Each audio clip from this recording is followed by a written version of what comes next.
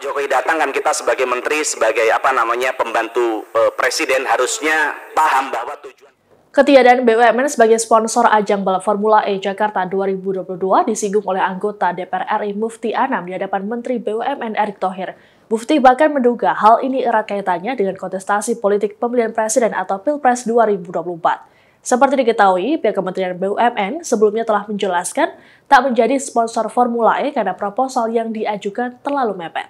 Dilansir oleh Kompas.com, sindiran Mufti Anam dilontarkan saat rapat kerja Komisi 6 DPR RI dengan Menteri BUMN pada Selasa 7 Juni. Mulanya Mufti menyinggung penyelenggaraan Formula E yang pertama kali diadakan di Indonesia itu seharusnya mendapat dukungan dari sejumlah pihak termasuk pemerintah sendiri. Mufti menilai keterlambatan proposal sponsor yang diajukan penyelenggara ke BUMN tidak bisa dijadikan alasan. Pasalnya, Presiden Joko Widodo juga menyempatkan diri untuk meninjau sirkuit sebelum acara digelar. Ia mengatakan sebagai pembantu presiden seharusnya paham dengan tujuan Jokowi memberikan sinyal kepada seluruh menterinya agar membantu ajang ini sukses digelar.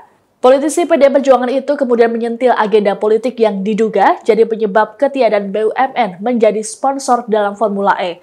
Seperti diketahui bersama, belakangan nama Erick Thohir dan juga Gubernur DKI Jakarta Anies Baswedan ikut masuk dalam bursa Capres 2024.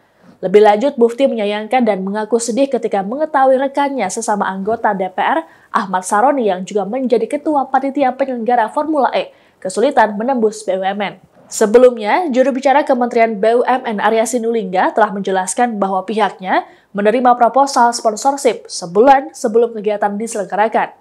Namun, menurut Arya, dalam menerima proposal event berskala besar dan internasional, BUMN tentunya membutuhkan waktu untuk melakukan pengkajian. Ia mengatakan, pada dasarnya, waktu pengajian bervariasi di antara BUMN sesuai dengan peraturan di tiap perusahaan. Meski demikian, umumnya pengajuan proposal sudah dilakukan pihak penyelenggara setidaknya 3 bulan sebelum event berlangsung.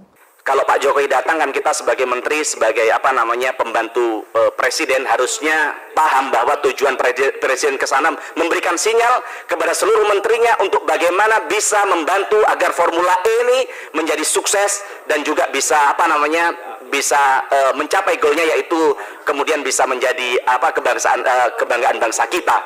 Sebentar teman-teman. Nah, maksud kami adalah kami sedih kemarin ternyata kawan-kawan kami sendiri aja, sahabat kami Pak Sahroni, mohon izin, beliau seperti ngemis-ngemis ke Pak Menteri, katanya iya ternyata nggak ada tuh bantuan, ya kan.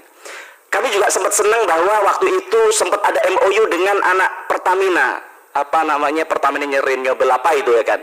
Yang ternyata itu ya bukan ngasih sponsor, malah ternyata hanya memberikan potongan terhadap harga ini, harga BBM yang dibeli kan begitu. Nah, maka harapan kami Pak Menteri, kalau kami lihat, Bapak mungkin lihat di medsos itu pedas, tapi kadang bagus untuk kritikan kita, untuk multivitamin kita, untuk bagaimana kita bisa lebih bijak dalam mengambil kebijakan. Banyak orang mengatakan, oh tentu nggak dibantu, bukan panggungnya Pak Menteri kan begitu.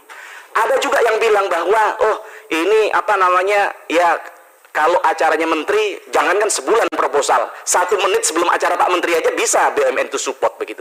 Maka kemudian ada kata-kata di masyarakat yang bilang bahwa oh ini memang sengaja oleh Pak Menteri BUMN diinstruksikan untuk BUMN tidak bantu Formula E karena ini kemudian Pak Anies Baswedan ini menjadi kompetitor Pak Menteri kan begitu. Saya bicara di sini Pak Menteri bukan dalam kapasitas saya mendukung Pak Anies Baswedan atau enggak, tidak. Tapi ini ada dalam rangka kepentingan bangsa dan negara. Kalau soal capres dia Pak Menteri, kami jelas partai kami punya calon Bu Puan Maharani, ya kan. Sehingga kami